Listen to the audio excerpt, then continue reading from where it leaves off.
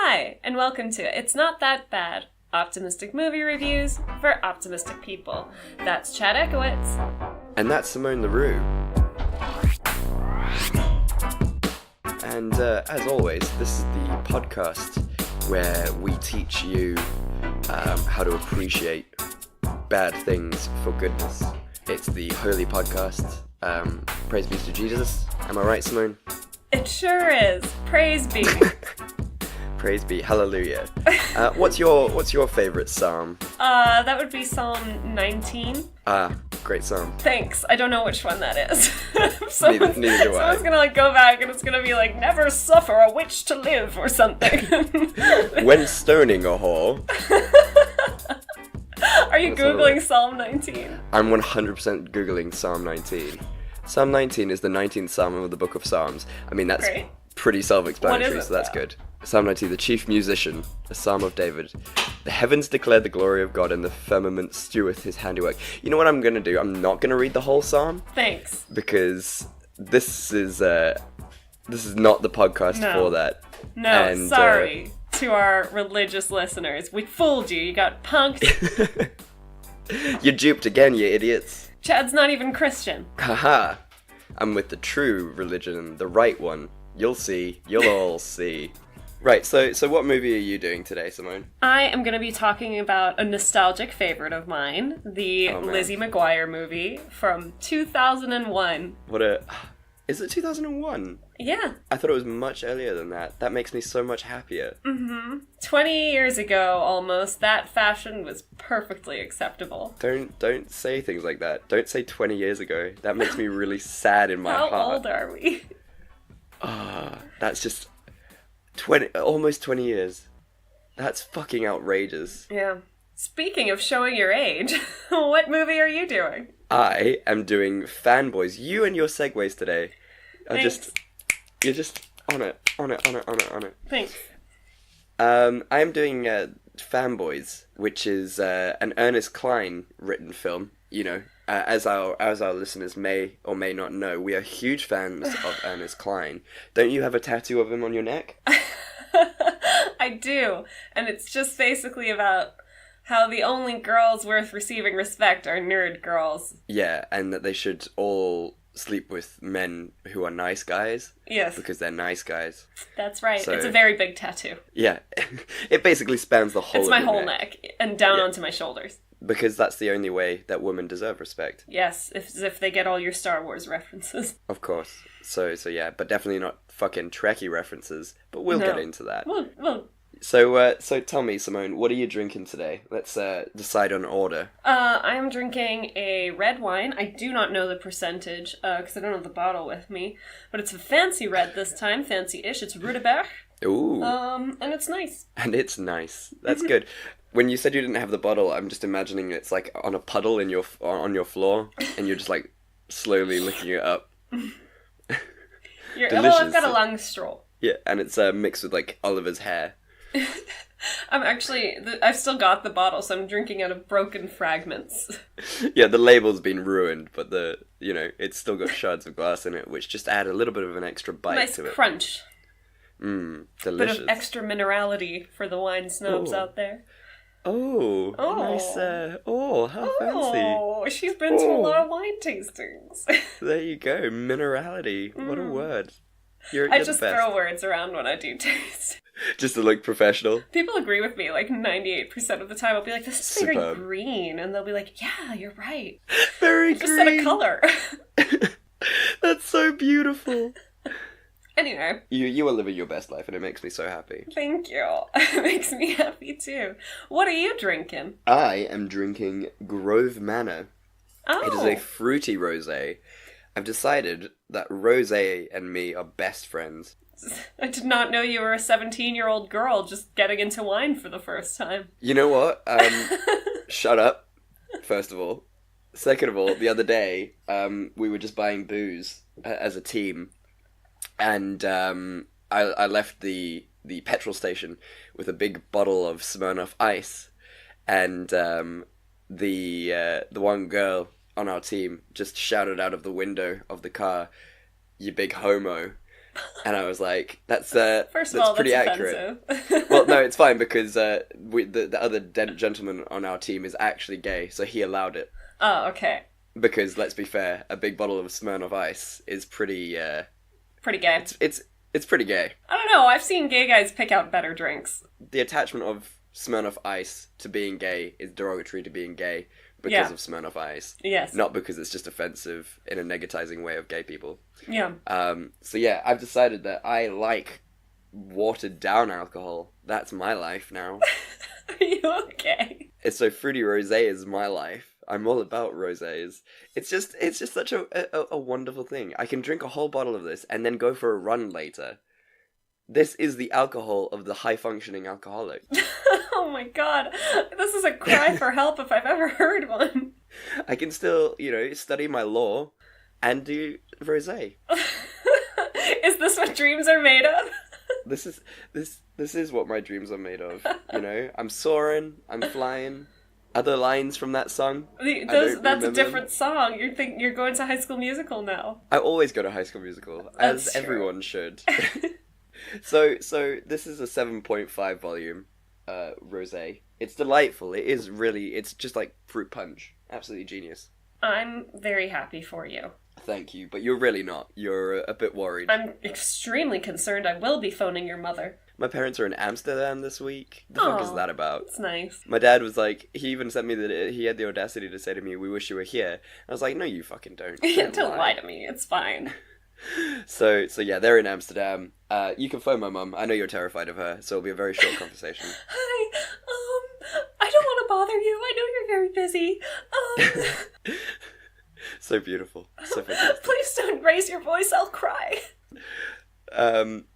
So now that we've discussed literally pretty much everything under the sun apart from our movies, can we assume that your alcohol content is going to be stronger than mine? Yeah. Okay. So if you want to kick off with Lizzie McGuire movie. I've probably watched this movie about 1 million times. It's so good. I've never seen it before.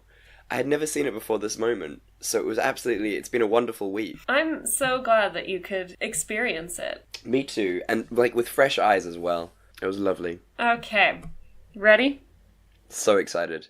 Go nuts. Lizzie McGuire, played by Hilary Duff, is an ordinary girl who is about to graduate junior high. We open up, she's excited, she's ready to go to graduation. She gets there, but it turns out she's a huge klutz and also an outfit repeater, as the popular girl at school tells her, which is the worst thing you can be. I mean, rapists, murderers, outfit repeaters. It's all a same circle of hell. Being the huge klutz she is, at graduation, when she has to get up in front of everybody and make a speech, she fumbles the speech and trips, knocking over the whole curtain and basically ruining graduation for everyone. This is a really big deal, and it's a massive blow to her confidence. Luckily, she is now part of a trip to Italy with her best friend and a couple of her classmates and the incredible Miss Ungermeyer, played by Alex Borstein. Oh, she's absolutely perfect. I love her. She's so good. She and her best friend Gordo, played by Adam Lamberg, agree that while they're in Italy, specifically Rome, they're going to have adventures and just have an amazing time. She seems to forget this promise the moment she meets a cute Italian guy who turns out to be a famous singer, Paolo, played by Yanni Gelman. He tells her that he wants to hang out with her the next day. So, Lizzie ditches her friends, pretends to be sick so she doesn't have to deal with a boring historical tour of Rome. Ugh. And can meet up with this cute Italian guy. You got this. Riding around on the back of a moped with this guy, Lizzie discovers that she looks exactly like Paolo's partner, I guess? Singing partner? Singing partner. And other half of the duet, Papa. Isabella, also played by Hilary Duff. What? I know! No way. Paolo tells her that Isabella did not want to do deeper songs like he did, so due to these differences they split, and Paolo wants to go off and embark on a solo career, but he doesn't want Isabella to get sued for not coming to the International Music Awards, which they're supposed to be hosting later that week. So, because he still loves Isabella, but like a sister, he asks Lizzie if she wouldn't mind stepping in and pretending to be Isabella so that she doesn't get sued. This is no problem because, Paolo says, Isabella always lip-synced the songs, so all Lizzie would have to do is lip-sync along, know the choreography, and she'd be great. Yeah. The whole time, while she's going around getting photographed by the paparazzi, doing a weird mini fashion show thing, and learning the choreography, her friend Gordo keeps covering for her, to the point where eventually he tells Miss Ungermeyer, who is eagle-eyed and amazing, that he's the one who's been sneaking out, not Hilary Duff, Lizzie. Even though that doesn't make any sense, he's literally been talking to her the entire time. Yep. At the same time, Lizzie's parents talk to her little brother, and he pretends that he really, really misses her, when actually what he wants is a chance to, like, embarrass her? Yeah, like, that is his sole reason for Yes. living, is to embarrass her. So, this middle-class family immediately buys 3 tickets to Rome spontaneously over the busiest tourist season. Yep. As they arrive in Rome, so too does Isabella, Paolo's lost singing partner. Gordo, at the airport, because he's being sent home straight away, again, a last-minute ticket from Rome to America that the school just paid for. Yep. He runs into Isabella and explains the situation to her. They then run to the International Music Awards venue, the Coliseum. They run over there to tell Lizzie that, in fact, Paolo's the one who lip-syncs, and he set up this whole thing to humiliate, quote-unquote, Isabella in front of everyone and make everyone think she's the one who lip-syncs, ruining her chances at a solo career. At first, Lizzie's very hurt that Paolo would lie to her because she had a big crush on him, but then she's like, okay, we'll figure it out. So, when the singing starts and her audio track is inevitably cut, it's fine because Isabella starts singing in its place. And then it's this really cool thing where Isabella and Lizzie, do a duet. And Lizzie gets her confidence back and she's not scared to perform on stage. In fact, she does perform on stage with choreography and dancers and stuff and a weird early 2000s outfit. And The best outfit I've ever seen. It's like nobleman chic is what I would call it. Landed gentry chic. Futuristic princess? Futuristic androgynous princess. Yeah, we'll get into the clothes. We can't stop here. We're almost at the end. While she's performing, her parents get into the venue out of concern for her. So does her whole class, including Miss Ungermeyer. And they all watch her perform. Everything's basically forgiven, except she's grounded the whole summer. Isabella thanks her for her help with her career, but Lizzie's really keen to fly back because she realized the confidence was in her all along. And also, the person she was supposed to be with, Gordo, was with her all along. They kiss on a rooftop. It's implied that they'll probably date when they get back home, and everybody lives happily ever after. It's the perfect story. Truly. Truly. I mean, I was saying this to a friend of mine the other day, actually, is what happened to our film industry that we no longer make films like this? Is it a case of we've just given up? Is it a case of we have stopped funding such brilliant theatrical delights? What's up? Like, why? Like, from about 2005-ish, we've just kind of given up on teenage girls going to foreign countries and having meeting adventures. Cute boys. Yeah. Do you think it was Taken that did that? Taken was like, no more! No more cute girls going to foreign countries. Right? Is she, like, meets this guy, he's like, ditch everything, don't tell a soul, and come with me. And, like, it's implied, like, that it's really cute and stuff. But I was like, girl, this is how you get taken. She just got on the back of that moped. She did not ask any questions. She did not ask where they were going. Yeah, he has the bodyguard, but Yeah. that bodyguard could just be like a crony. He could just be like the mule, and the crony is actually the guy who's like taking her for sex trafficking. That would be a great movie as well, to be fair. What? Not the sex trafficking, but like a Lizzie McGuire film, McGuire the movie, and it's like it starts off the exact same way, and it's sort of like super cute. She's such a klutz. She loses all her confidence. She goes to Rome, and then she's immediately abducted and put into sex trade. And Gordo has to sort this shit out. Like, it's Gordo's taken. But it's done through, like, the proper channels, like, diplomacy gets involved, and, like... Yeah. Like, he goes to the UN. Interpol is notified. Yeah. And it's all done, like, really professionally. They find her within 48 hours, and it's all fine. And they shut down this crazy sex ring. But it's all done through the comedy of Lizzie McGuire as well. So there's, like, the cartoon that just follows her around. And she also, like, she's such a klutz. She keeps, like, injuring all the sex traffickers. Yeah, she destroys the house somehow. Like, she lights it on fire, and it's just like, oh, well, better go get a new haircut. So embarrassing. That would be a movie I would want to watch. But then again, this movie was perfect. I loved this film. It's such a special movie trope of teenage girls going to foreign cities, finding these Italian and French boyfriends. I mean, like we covered in, what was it, Passport to Paris? Yes, very similar. Very, very similar. And I think that trope is so magical. Yeah. I think I grew up being like, no, foreign boys are the way to go. Like, those are the real hotties. Yeah. And I've since learned that boys are stupid everywhere you go. It's true. It's very, very true. All of us, in one way or another, suck. Yeah. Especially as teenagers. And, like, just the cultural differences alone. Like, if you're a monster as an American teenage boy, can you imagine being a French teenage boy or an Italian teenage boy? And being, like, a super famous Italian teenage boy? Also, he's 17, and I guess if she's just graduated junior high, she's what, like 14? 14, 15, yeah. I know 3 years doesn't sound like a huge age difference, but like at that age, developmentally, it's like a pretty big age difference. It is, but to be fair on him, and I would never ever defend a man when it comes to sexual integrity, because they have none. But in his defense, nowhere throughout that movie does he fall in love with her. That's true. Her attraction is to him, never the other way around. True. He's just using her because she's a doppelganger for Isabella. Can we talk about Isabella's green outfit? It's the only outfit you see her in. And every time it came into the shot, I had to like pause and stare at it because it's beautiful.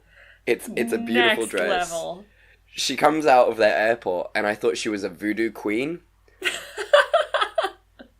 Like, with the black hair and everything, and, like, how it was set up and everything. Like, she just looked proper like she had just come out of the ring. And she's just, oh, man. And the Italian accent as well. It's so beautiful. It sounds Russian at some points. Yeah. But I love that the reverse of it with Lizzie McGuire when Paolo's like, oh, she only speaks English because we're doing English in our next one. And immediately she just like has no accent. It's perfect American and no one is like, yeah, this is really weird.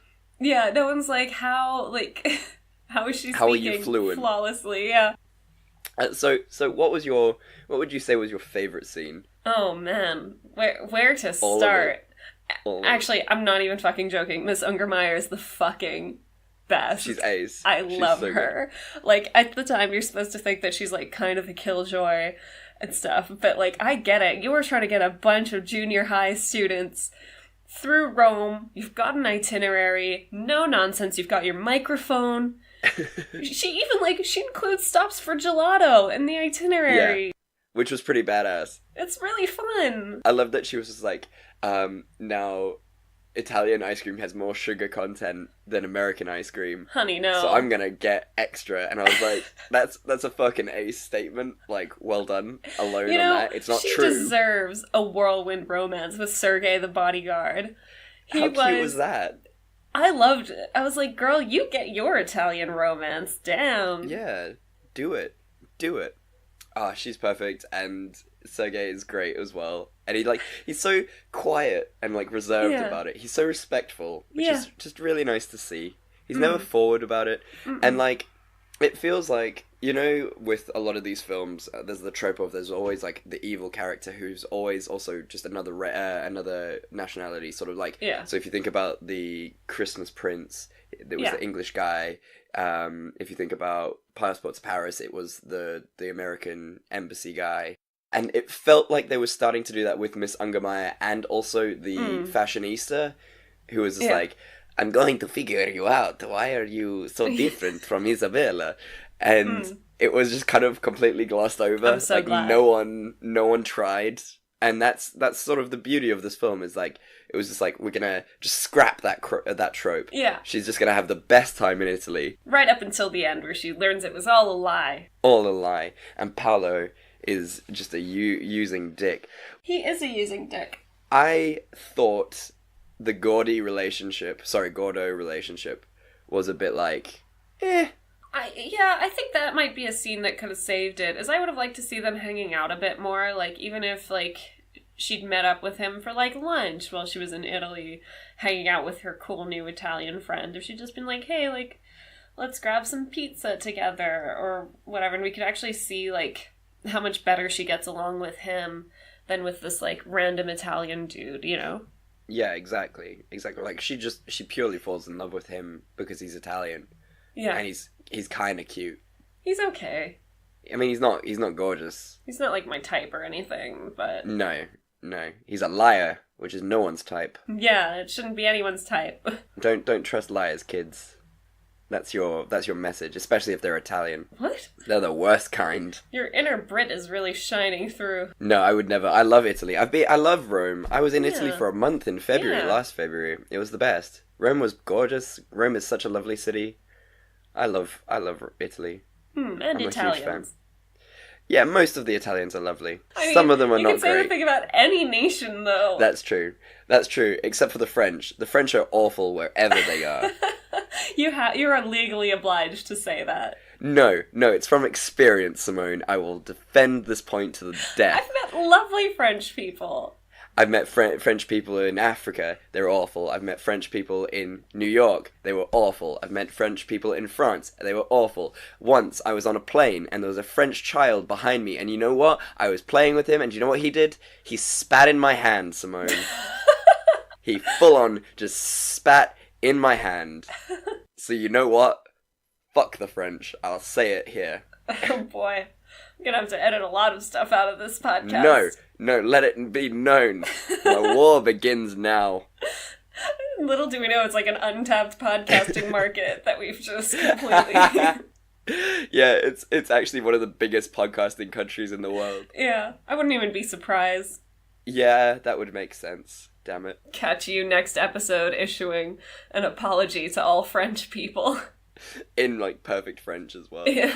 To do it in perfect French. Shall we speak about the sort of sub-B plot of stupid guy and his blonde girlfriend who kind of they're not dating anymore, and that whole thing, and how perfect... It's kind of cute! It's adorable how they get together in the end again. Yeah, he gives her the spaghetti and meatballs, and she was hoping a guy would buy her spaghetti and meatballs, and it's kind of nice. It's really lovely as well. I think what I really loved about that is the carbs aspect of it. Like, she's like, oh, I don't eat carbs. And then she just chows down on spaghetti and meatballs. And that's the most liberating feeling. Must be. It's so beautiful. I appreciate that. Also, though, because, like, you were in Italy for a month. Did you ever see spaghetti and meatballs on the menu? No, never. Because it's such an American thing. Why would you go all the way to Italy just to eat an American pasta dish? It's beautiful. The closest thing I ever got to spaghetti and meatballs was tagliatelle and wild boar sausage. Oh. It was really good. Sounds delicious. It was stunning. Very, very nice and, like, rich flavors, but yes. No, spaghetti and meatballs is not a thing. I don't even see it really on menus, like, of most Italian restaurants I go to here. Do you think the Americans confused spaghetti bolognese? Like, they just couldn't say bolognese, so they were like, but what if the meat was all in one place? God bless America. Yeah, we love you guys. They're the best. And your mac and cheese at Christmas, and your spaghetti and meatballs, and your marshmallow fluff. And Guy Fieri. I love him. I will not hear a bad word against Guy Fieri. No, I will fight anyone who has something negative to say about that guy. If we're going to talk about living your best life, that guy is living his best fucking life. He's amazing. So, I mean, I don't know how much more you want to say about this movie, because it's just perfect. Yeah, it's also just so simple. Like, there's really not much more I can add. I am obviously infuriated that her parents were able to just, like, buy 3 tickets to Rome last minute to go, like, check on their daughter, when it's like, maybe you could call the teacher first. Yeah, it is a bit sort of intense as far as parenting goes. I mean, I'm not a parent, but, you know, let your kids breathe. She's just graduated from junior high. She's basically an adult. And she's she's dating... definitely not about to be taken. Yeah, that's true. Like, that would have been a great subplot as well, if the brother is still doing the whole embarrassing thing and he just wants to embarrass her, and that's why they're coming over to Italy, and then they find out she's been taken. Yeah. Excellent. And, Brilliant. like, somehow... That would have been a great plot. It would have. The brother irritates me. I don't know how you feel. Well, it's unhealthy to, like, base your whole identity over, like, how much you can embarrass your sister when she does a fine job of embarrassing herself most of the time. Exactly. I mean, I'd never watched the TV show of Lizzie McGuire. I don't know if you were ever a fan. I think I watched a couple episodes. Like, it wasn't my main go-to, but it was fun. I love Hilary Duff as well. I miss her. I'm such a fan. She's in a show now. It's called Younger. Oh, lovely. Okay, on Netflix or... I don't think it's on Netflix, but I know it exists. Okay. Because, yeah, she was huge. She did some really great songs, and then she disappeared. She had some kids. She was replaced by Miley Cyrus, which I think is not a great substitute. Shame. I mean, no, I'm a fan of Miley. She's adorable, and then she wasn't. But, Look, Disney is brutal. Disney is brutal. So what's your scene that could have saved it? My scene that could have saved it, it kind of goes on what you were saying. I feel like Lizzie does not appreciate Gordy for everything he did. Like, it would have been nice if they were on... Sorry, Gordo. It would have been nice if... Sorry, I'm using the proper Italian. So for a male, it would be Gordi. And then for a female, it's Gordo. It was the same way as you said paparazzi, and I was just like, oh, wow, okay, that's fine. Okay. I am full on talking out of my ass right now. But yes, I think it would have been nice if they were on the roof and she was like, listen, you done a shit ton for me. I really appreciate it. Whether I like you or not, like, is another story. But I just want to say, you're a fucking ace, friend. Thanks for always being there for me. Yeah. And sorry, I've been a really shitty friend this whole time. Because she was a terrible friend. She was a terrible friend, just expecting him to cover for her all the time. Yeah. So that's what I would have liked to see. And I know it just sort of piggybacks off yours as well, but that whole thing was very, very sad. That all Gordo got was a kiss. Yeah. Well, I'm not saying that he deserves more, I know. No. But he should have gotten some Ernest words of Clining appreciation. This. Yeah, exactly. They're junior high graduates after all. They don't need to do more than, like, kiss and hold some hands, That's true. Guys, that will come later. Chill out. I talk like I wasn't a child at some point. We've all been deplorable. I think we should, as a final thought before we go into bad film and bad director, I would just want to say I think we need to make a conscientious effort to make more films like this in the future. These are the golden age of films. I know we all say we're in a golden age of television now, but the only reason that is because there are not more movies like Lizzie McGuire. I understand that that's your opinion. You should really go into law or politics. I should not. You should. I hate arguing with people. I'd cry constantly. And that's why you would win. Just sobbing hysterically at the judge, but making a really sound case. Mrs. LaRue, please stop crying. It's fine. We'll stop Oh polluting. my God. We'll stop polluting the oceans. Please, just stop. I don't mean to make a scene. I love it's seahorses fine. so much. Yeah, well, I understand. Okay, can someone get her a seahorse, please? Can we do that? This is the UN. We can't do anything. Topical. So tell me, before we go more off the rails than we already have, bad director or bad film? So the director of this movie is Jim Fall. I want you to tell me if you have heard of any of these movies. Good, alright. Okay. Trick, Damaged Goods, Hillary's Roman Adventure, the video documentary, So Notorious, TV series, Wedding Wars, Holiday Engagement, Holly's Holiday, Kristen's Christmas Pass, Pretty, and Bunker. I have not seen a single one of those things. So I don't know if he is a good director, but the movie itself didn't seem poorly directed. No, everyone in it was wonderful. Yeah. Look, the movie was what it was. Exactly. So we can't say he's a bad director. Uh-uh. He just seems to have weird projects. Not everybody has to be the next Jerry Bruckheimer, so... Nice. That was a good pull of just a really niche sort of noir director. That was beautiful, that was. Jerry Bruckheimer, he directed fucking Pirates of the Caribbean. He's not that niche. I've never heard of that name before. What? He's Okay, I'm sorry. You're showing your lack of film knowledge. My lack of film. What else has he done? So he's done Pirates. Or he's a producer more than a director. Amazing Race, The Lone Ranger, Confessions of a Shopaholic, National Treasure, Book of Secrets. So really just Kangaroo weird Jack, titles. Black Hawk Down, fucking A's. Pearl Harbor, Remember the Wow. Titans, Coyote Ugly, Gone in 60 Seconds, like... Oh, what a champion. So he's really just... and he produced Con Air. Fucking yes. This dude he's just swinging. I kind of love him now. I mean, I'm also leaving out some of the shittier movies, so... What a champion. What a great guy. Yeah. Let's talk about Fanboys. Right. Let's just... Tell us about this movie. Let's try and stay on track. Stay on track. Okay, here we go. Eric, played by Sam Huntington. Linus, played by Chris Marquette. Hutch, played by Dan Fogler. Windows, played by Jay Baruchel. And Zoe, played by Kristen Bell, are all best friends from high school. They are your typical nerdy group. They love comic books, superheroes, and most importantly, Star Wars. But high school is over, and they are all grown-ups. Not long after high school, Eric separated from the pack and gave up on his dream to become a comic book artist in order to work for his dad in his car dealership. This upset the group greatly, but none more than Linus.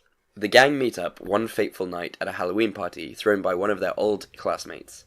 After some harsh words are thrown around about the fact that Eric abandoned them, the group reminisce about their old adventures and the one adventure they never went on, the adventure to steal the yet-to-be-released copy of Star Wars Episode 1 from George Lucas's Skywalker Ranch. The next day, Hutch and Windows go to visit Eric and tell him that Linus is dying of cancer. Eric feels terrible for abandoning his friend and goes to visit him. They have some more heated words and leave each other, pissed off beyond reproach. Later that night, Eric decides that it would be a good idea to actually fulfill their childhood dream of crossing the country, going to the Skywalker Ranch, and watching Episode 1 before it is released. His main reason for doing this, of course, is the fact that Linus will not live long enough to see the actual release of the film. After much debate, everyone agrees and they go on this wild journey. As one can expect, the hijinks ensue. Windows meets up with a lady he's been cyber dating for the last few months. She turns out to be 11 years old. They are then sent to Vegas by the child's brother to meet up with William Shatner, who has all the access codes and blueprints for the Skywalker Ranch. They beat up some Trekkies on the way, and they also go to prison for a little bit before Zoe rescues them. Also, Zoe wasn't invited on the trip because she's a girl. Also, Zoe has the thing for Windows, but Windows is completely oblivious to the whole situation. They make it to the Skywalker Ranch. They get inside, but they are then stopped by the security guards. Out of nowhere, George Lucas himself calls the security guards and says that he is deeply moved by Linus' story, and if they can all prove that they are true Star Wars fans, then Linus and Linus alone can watch the film. They prove themselves worthy of being called the ultimate Star Wars fans, and Linus is allowed to watch the film. He dies a happy man. Windows and Zoe get together, and the film ends with the gang watching Star Wars Episode 1 together in honor of Linus' memory. The end. So, it's very clearly written by Ernest Cline, but do you know what's the scary thing? Yeah. Adam F. Goldberg also wrote it. Who's Adam F. Goldberg? He did the show The Goldbergs. I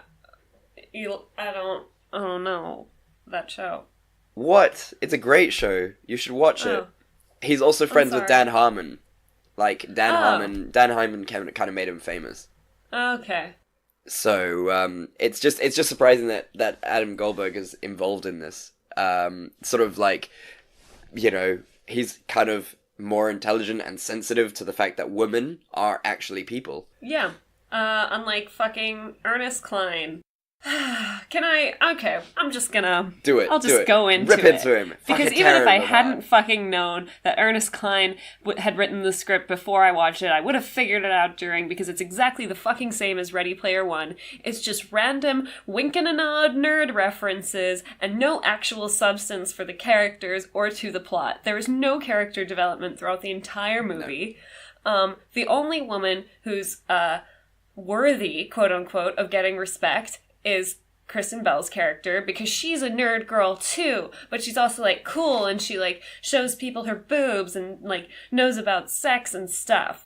And all the other women in the movie don't deserve respect because they don't know Star Wars. They're just all vapid and dumb. And that's Ernest Cline in a nutshell. Yeah, it is. It really, really is. That's literally his opinion on women. We've linked to his poetry in the last episode. And it's so fucking upsetting, and it's so annoying. It's unbelievable. Just, like, the whole scene with the sex workers is unacceptable. Yeah. It's genuinely unacceptable. The fact that Windows calls them whores. Yeah. What are we doing? Are we living in biblical times? What is that? That is not okay.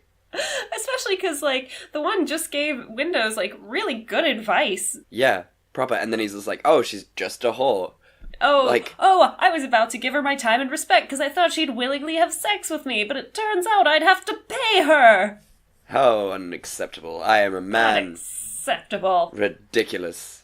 No, it's and like the beginning scene where Hutch is like to Kristen Bell's character when he's just like, show me your boobs. Trying to like, Jedi mind trick her. Yeah. It's sexual harassment. That is sexual harassment. Like, that is actual sexual harassment. Even her showing her boobs to Windows when, like, he's not, like, paying attention or whatever.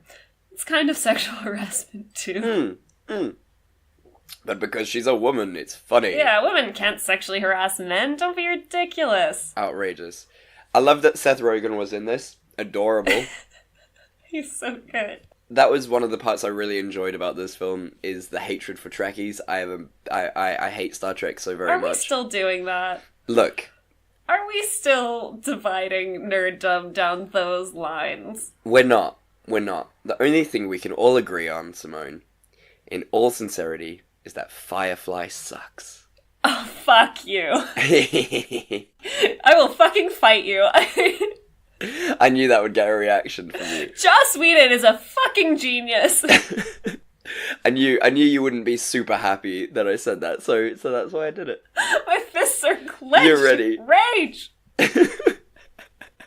My fists are clenched with rage. No, but seriously, Trekkies do suck. I know this divide is... but seriously, you guys. Fuck Trekkies, it's fine. Like, you're entitled to like what you like, and it is important. Like, if you like both, then good on you. But, you know... I don't know. You're wrong. I don't exactly know where I was going with that. I have a dark secret, which is that my parents are actually Trekkies. They love Star Trek. Wow. They've been watching it, like, since the 90s, and have continued to watch all the new ones that come out. That's kind of beautiful, though. Like, I love your parents cute. So much. They're not, like, big nerds about it or anything, but just, like, every time a new, like, Star Trek series comes out, they'll watch it. That's really adorable. Like, yeah. I love your parents for that. And That's today's so their 29th cute. Wedding anniversary. Oh, happy anniversary, guys. Yeah. Happy anniversary to Simone's parents. They're the best people. They're real cute. They really are. Like, well done to them. That's super cute that they're Star Trek fans and Yeah, see? Your Trekkie hate is misplaced. That's true. I will forever rescind anything I've said about Trekkies. Thank you. Because it's not fair, but I will never rescind my feelings about the French. Fair enough. I can't ask this much of you. I did laugh at the Admiral Jack Bar joke. I thought that was fucking ace. One or two of the jokes made me laugh. I hate Ernest Cline's, like, weird idea that if you don't have obsessive knowledge about a franchise or a nerd thing, then you're not a true fan of it. Yeah, it's a really shitty thing to do. It's like those people who... It's weird, like gatekeeping. Everybody likes Star Wars. It's a massively popular franchise. You don't fucking own it just because, like, you obsessively memorize the lines from Clone Wars or whatever. Yeah, like, it doesn't make you the only person who can enjoy it just because you know that the Wookiees lived on Kashyyyk.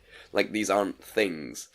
It's like when David Bowie died and people were like, oh, now you like him because he's dead. And it's like, no, I enjoyed his music. I wouldn't say that I was like a fucking David Bowie fanatic, but I don't need to be to enjoy that. Like, you don't need to be to fucking love his music. And that's the thing, is this movie also, like, they make it sound so, like, the main character guy, like, his big dilemma is, like, whether he should, like, take the job. His dad literally is handing him a franchise of car sales places. That's a lot of money. And it's basically implied that you either have a boring job or you're a big nerd. Like, you can't have, like, a good job and hobbies. Like, yeah. I just don't understand this weird black and white mentality where, like, you have to live in poverty to be a nerd. Exactly. Like, we do this. This is a side hustle for us. We write for Forge and Flint, which is a side hustle for us. Like, you have a really important job. I am sort of drifting through life. But you're getting there. I'm getting there. But the point is that, like, we do this not because we don't have miserable jobs. We have both. Like, they're not exclusive. And you can like your boring job. My job's not especially interesting, but I like it. Otherwise, why would you be doing it? Like, not everybody can afford... And, like, fucking comic books and games and movies are expensive. Fucking expensive. I went to see to see Glass this weekend. It cost me £25. Jesus Christ. Exactly. Your prices are so inflated, and Brexit's just gonna make it worse. It makes me so angry. It makes me so angry. Because, like, I was like, alright, what I'll do is after I finish Glass, I'll go sneak into another movie. And I sneaked into another movie, and it was fucking Bumblebee. So I left. Oh, no. I left. I wasn't gonna sit through fucking Bumblebee. I mean, the £25 is a sunk cost by that point, so... Exactly. What I will say for this movie is I really miss studded belts. Zoe has a studded belt, and I used to have a studded belt. I used to have a rainbow studded belt. No ways, that's awesome. I swear to God, I wonder if it's not somewhere, like, at my mom's place. Like, what a fashion that was. Lowrider jeans. I miss coloured skinnies. Coloured skinnies. Belt. Like green skinnies or bright blue skinnies. That was the way forward. I used to have these cool turquoise ones. Man. Those were the days. What Those a were time. the days. What a time to be alive. When I saw this film first, I went to see this film in the cinemas, and I went to see it with my first ever girlfriend. Oh. And it was a magical time. Because she was super into nerds, and I was like, this is how I'm gonna get in there. What? This is a pattern with you. This is the third time you've been like, yeah, and then I went to see this movie for a girl. Like, Chad, you don't have to watch movies you don't like for girls. Well, clearly it's worked out super well, Simone. The fact that I'm single yet again shows that my choice as in my own actions to do with women is clearly not flawed. Hence why I'm single again. And drinking rosé and Smirnoff Ice. Mm-hmm. I'm Maybe clearly you should a just good stop person. doing, like, a lot of shit you don't want to do. Yeah, like, I would never Ernest Cline and say that it's the woman's fault, because it's not true. Can we call it that? Can we just call every man who fucking is just the worst Ernest Clining? Can we make it a verb? Yeah, I think so. I think that's fair. Like, I was really willing to give him the benefit of the doubt, too. I was like, you know, maybe, like, Ready Player One was, like, the peak of his bitterness. Like, maybe Fanboys will be different, but nope. Nope. Because tell me, how do any of the characters in this movie grow? None of them grow. Maybe, like, the only reason that Eric sort of changes his shit is because Linus is dying. Like, he doesn't do it because he's, like, wants to be a better friend. Yeah. He's just doing it out of guilt. Yeah, and if anything, he regresses because he's like, oh, I don't want this stupid corporate job that's going to pay me a lot of money and help me build a future. And a family. I'd rather write comic books that nerds hate. Derivative comic books. Bullshit. Yeah, no, I think if you hated the Gillette advert that's just come out, you're Ernest Clining. You'll love Ernest Cline. That's your guy. It's your go-to. I did enjoy the message of find your Death Star. I mean, it's just like, it's literally like the writers got together and they were like, what geeky advice would Star Wars nerds give one another? other than, like, you know, find the Princess Leia to your Han Solo, or, like, some random shit like that.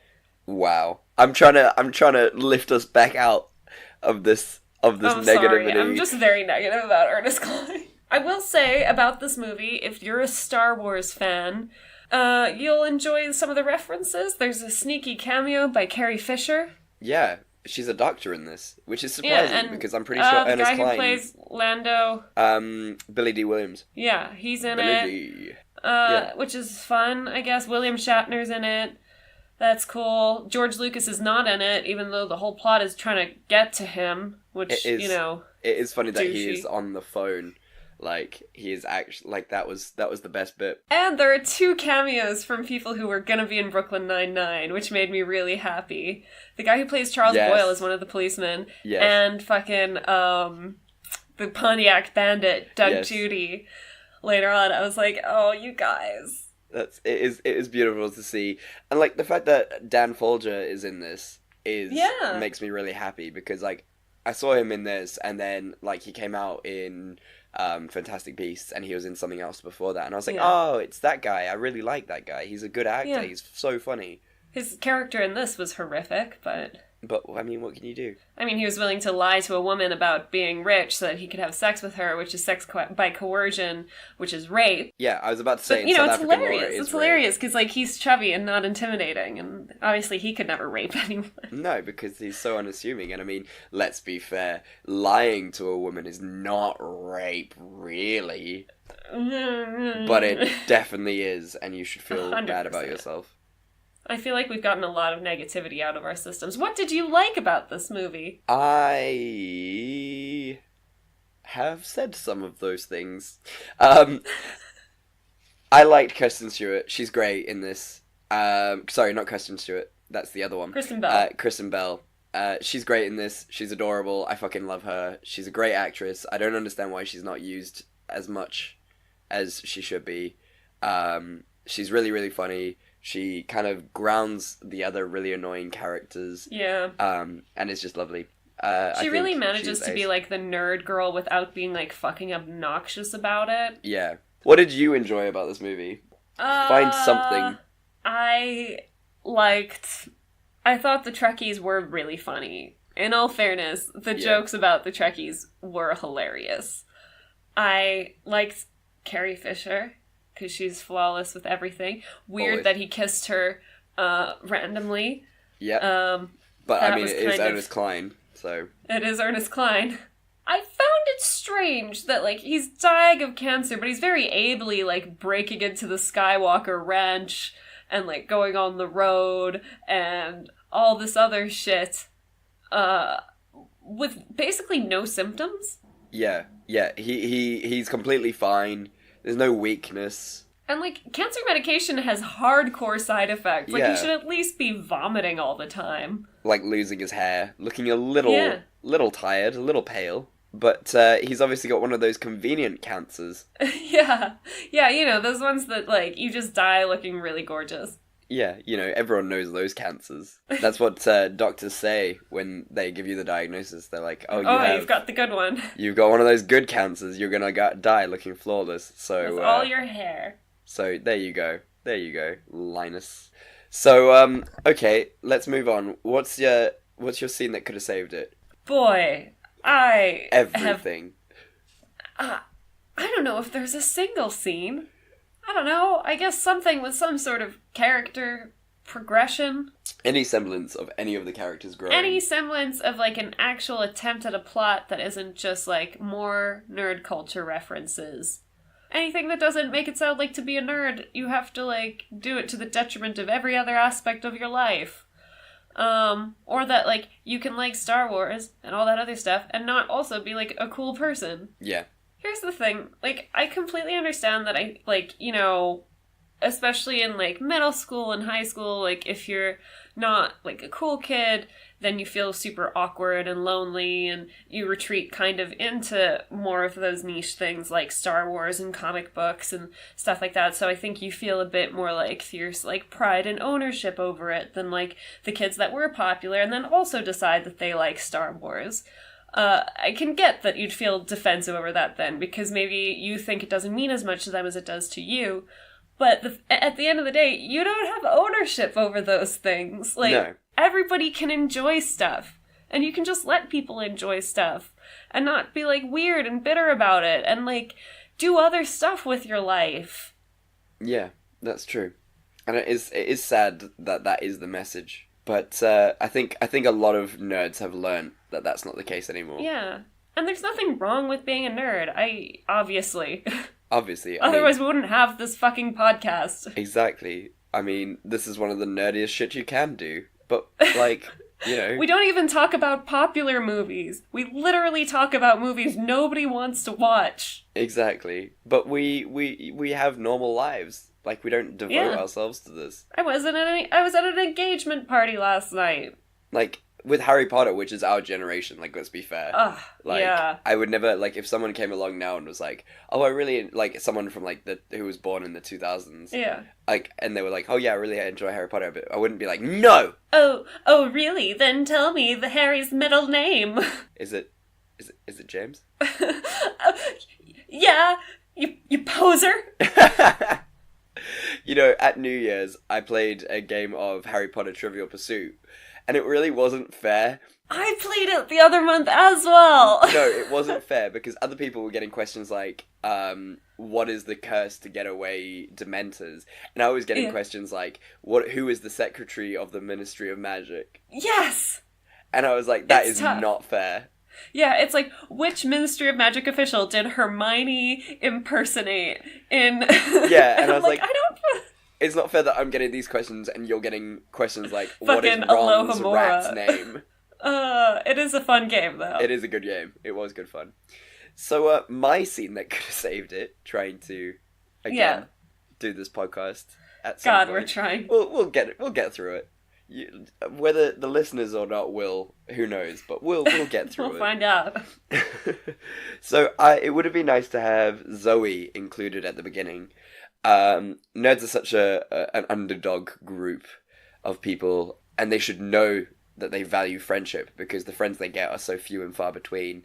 Yeah. And it would have been really cool to have Zoe there, and for the nerd group to be like, well, we appreciate you because you are too a nerd, even though you're a girl. And our friend. And our friend. And so we even can appreciate you. Even though one of us sexually harasses you constantly. Every day, yeah.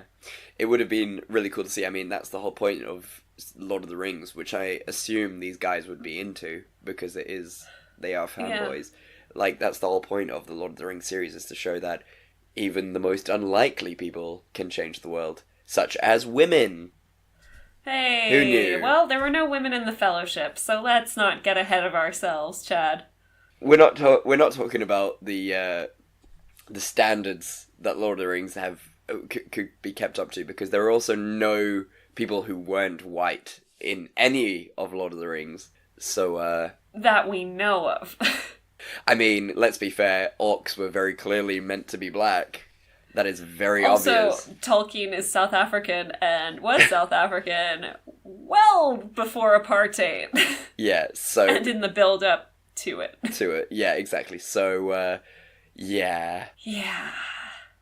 We're not saying Lord of the Rings is inherently racist, we're just saying it was written by a racist. Yeah. But let's be fair, most things were up until, that's 2010, 2019, 2017. Fucking, I don't know. Like, when did straight white men stop writing things exclusively? Apparently never, because people still give a shit about Ernest Cline. I think that's the litmus test for our society, is like when people eventually stop listening to whatever the fuck Ernest Cline has to say. Yeah, that's the dream. One day we'll get there. One day. One Peel movie at a time. So, is this a bad film, or is it a bad director? So, you've got Kyle Newman. And this is going to be amazing. I'm really excited for you to I know exactly what noise you're going to make when I say these names to you. So, here we go. Are you ready? Uh-huh. Taylor Swift's music video, Style. Okay. Lana Del Rey, Summertime Sadness. Okay. The Cyclist, Bitten by Love, Drone, Art Flick, .001, The Hollow, Fanboys, Spartacus, The Blood and Sand, Motion Comic, The Crazies, The Return of the Jedi, 30 Oh, Years I and watched Counting. The Crazies. Is it any good? It was a fairly average horror movie. Amazing. Barely lethal. But the point is that he directed a Taylor Swift music video and a Lana Del Rey music video. I think that kind of speaks volumes in itself. I don't think I've seen either of those two music videos. I watched them again. And we'll link to them in this. Okay. But, I watched them again for this. The music video for Style is so magical. And I'm not just saying that because I'm the biggest Taylor Swift fan ever. I love her more than anyone. I mean, you're preaching to the choir here. But yeah, so I feel like this was a pretty big project for him to do because a lot of his directing repertoire are shorts and TV episodes. So it feels like he's very, like, to make a full movie, he kind of exhausted himself. And, I mean, there's only so much you can do with an Ernest Cline script, to be fair. As Steven Spielberg has shown us. Exactly. One of the greatest directors of our time. The man who made Jurassic Park produced Ready Player One. So it just goes to show that Ernest Cline is a virus on society. We're so nice about everybody else. We're like, oh, well, they did their best. And then Ernest Cline comes along and we're like, actually, fuck him. Fuck that guy. Seriously. So Truly. I wouldn't call this guy a bad director. I mean, everyone did their best, and you've got a lot of people in this film who will become amazingly big actors. Yeah, you've got that's Seth true. Rogen, That was a good cast. Kirsten Bell, the guy who plays Windows, Brooklyn Nine-Nine, Jay. Brooklyn Nine-Nine, Dan Folger, who is part of now the Harry Potter fame. Yeah, no, the casting for this was great. It was a bunch of really great actors. The script was just, whew. So there you go. Somehow we got through Fanboys. So, final segment. Yeah. Will it podcast, says Chad, and what I'm excited for, says Simone. Yes. So what are you excited for? Chad, you know what I'm gonna say. I know what you're gonna say, and I'm so excited for it too! Spider-Man! Far From Home. Ah. It looks so fun. I'm so excited. I fucking love this kid as Spider-Man. He's the cutest. He's the best.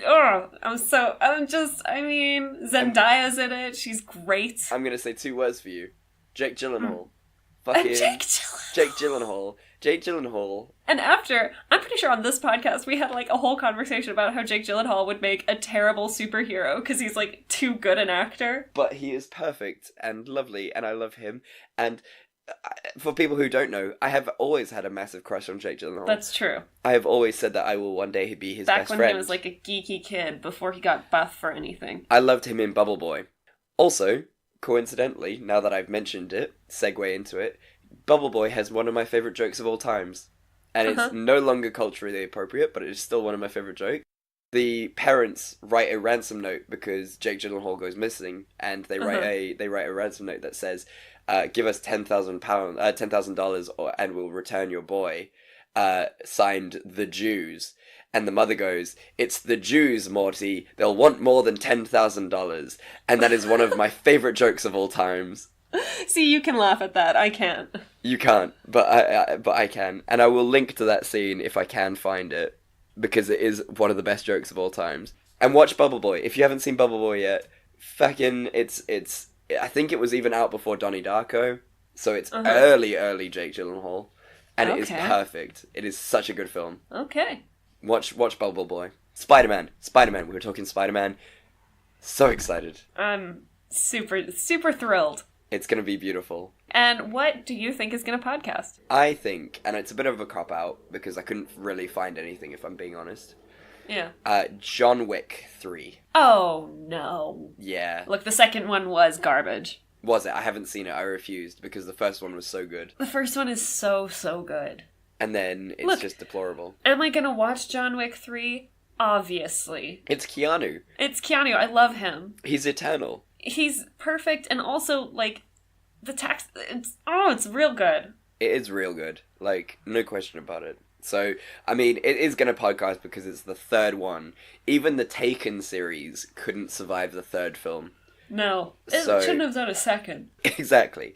So, I don't feel that John Wick 3 was going to be particularly good. But you know what? I'll watch it because it's Keanu. Yeah, look, based on how the second one was, I've got to agree with you. So, somehow, Simone, beyond all hope, we've done it again. 26 episodes deep. Oh boy. We're plugging along. So how's your week been? It's been fun. It's been good. I've been planning an engagement party and now it's happened. It was nice. And I'm excited for a slightly more relaxed week this week. Good. Just take your time, breathe it out, do some meditation. Thanks. Oh, I watched Black Klansman, and I highly recommend it. Is it good? Yeah, it's really good. I'll watch that. And then obviously I need to get on the new season of The Punisher, which just came out. Yes, you've been excited for that for weeks. I'm so excited, but like emotionally I'm just like preparing myself to dive back down that rabbit hole of like being obsessed with The Punisher for like 3 weeks. It's just fair. Yeah. That takes that long for me to get it out of my system. Yeah, fair enough. I don't blame And you. how's your week been? My week's been good. You had a busy week. I had a very busy week. We had 14 shows this week, so it's been really intense. I must say, the first time I was on Cinderella, I was Prince Charming. And now I am the villain. I am the evil stepmother. And kids do not like me. It is a very different feeling to being Prince Charming where the kids love you. Kids used to literally come up and hug me. And now, when we take photos with them after the show, they don't even want to stand next to me. And it is a very different feeling. I'm not saying it's a bad feeling, because obviously I'm doing my job all right, but kids do not like me. And, it's very weird. But yeah, 14 shows, it was quite intense, but, you know, it's been a good week. You know, I finished iRobot. Fantastic book. You know, if you haven't read it yet, definitely go and read that. Mm-hmm. I watched Glass, as I said, this weekend. Also very, very good. M. Night Shyamalan pulls a miracle. And there's no twist ending in the traditional M. Night Shyamalan tradition, but he does make a cameo, which is always fun. Simone does not like directors making cameos. Who are you? Even when Tarantino does it, you're like, for fuck's sakes. I watch Pulp Fiction now, and when he says the N-word, it makes me really angry. Like, when I was a kid, I was like, oh, this is great, this is really cool, it's very meta, and now I'm like, wow, you cannot say that. It's almost like he wrote the script specifically so he could say it. It's almost as if he's Ernest Clining. Okay, I'm not gonna accuse Ernest Cline of being a racist. Okay, I wouldn't put it past him, but I'm not gonna. I need more explicitly. Yeah, he's not explicitly being a racist, so that's fair. So yeah, I've had a pretty good week. Done a lot of things. So yeah. Nice. I'm glad you're keeping busy. And so Simone, have you? What are we doing next week? Yeah. What are you feeling? You know, I was inspired by a couple of things that we chatted about during this podcast, thank God. And I'm going to do it. I am going to do Prince of Persia. Yes. So excited. I was so excited for this movie to come out because I loved the games. Yeah. And I was disappointed. It is shocking how bad this film is. And especially from Jake Gyllenhaal, who is not even Persian. Nowhere near Persian. Like, couldn't He's be the further whitest, away. Palest man. We'll get into it next week, I'm sure. I mean, we can't start now. But I'm excited to do this film because it's so upsetting from the game point of view as well. Yeah, it's not even faithful to the games. It's not like Resident Evil, which was the reverse, where it was like it started as the game. No, it's the exact same. It started as the games, and then they made the movies. Yeah, but the movies were sick. The movies were awesome. And then they were like, so, do you like Prince of Persia? Well, you're gonna hate this. Yeah, we took all of the aspects that you like about the game and included none of them in the movie. So enjoy this hour-and-a-half romp of shit. Chad, what movie are you doing next week? Next week, it was a toss-up, and I've decided. Okay. I'm gonna do Underworld. But it's so good! I love Underworld! The reason, that is exactly why I'm doing it. I've decided I really enjoy when we do films that we genuinely enjoyed, like Okay. High Strung, Horns. Those are my favorite episodes, I've Yeah. realized. And I was looking through a list because I was really drawing a blank this week of what to do for next Yeah. week. And I went onto Rotten Tomatoes and I saw what did really badly. And Underworld did really badly. And I was What? like, yeah, Underworld only got like a 36. Yeah, I know. I know. Oh, So- okay. I'm gonna defend the shit out of this movie. Exactly, and that's what I really enjoy doing about when we do this Okay. podcast. So I was like, And yeah, I love Kate Beckinsale, so oh, she's perfect and wonderful. apparently her hair really does look like that in real life. Aren't you happier knowing that? I really am. Just- After all the negativity to Ernest Cline, I don't mind Owen Wilsoning about this. Wow. Also, for those who want a little bit of a sneak peek behind the podcasting world, how we warmed up today was we Owen Wilsoned. Wow. Wow. Wow. Wow. Wow. Wow. Follow us on social media and tell the people where they can follow us on social media. So on Twitter and on Facebook, we are at It's Not That Bad 1, and then on Instagram, we're It's Not That Bad Podcast. And you can also email us at It's Not That Bad podcast@gmail.com. And where can they find you? They can follow me on Instagram at simone.le.roux. And where can they find you? They can find me on Instagram and Twitter at chatsby1993. That's CHADSBY 1993.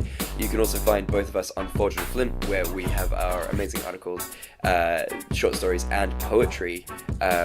Those are all up there. And yeah, so that's where you can find us. Please like and subscribe. We really appreciate it. If you can give us a comment, if you can rate us, it really, really helps to get our message out there about being positive. You know, as we say, you know, the reason we're doing this whole thing is because the world is such a negative place, and we just want to bring a little bit of light and positivity to it. It just makes everyone a bit happier. So, you know, if you can help us spread that message, we would be forever grateful to you. And you know, thank you so much for listening, as always. We really, really appreciate it. We do this for you, and we do this for us, because, you know, it's just fun to do, and that's what we like. And as we say at the end of every episode, We love you, and there's nothing you can do about it. we love you, and there's nothing you can do about it. Goodbye! Bye!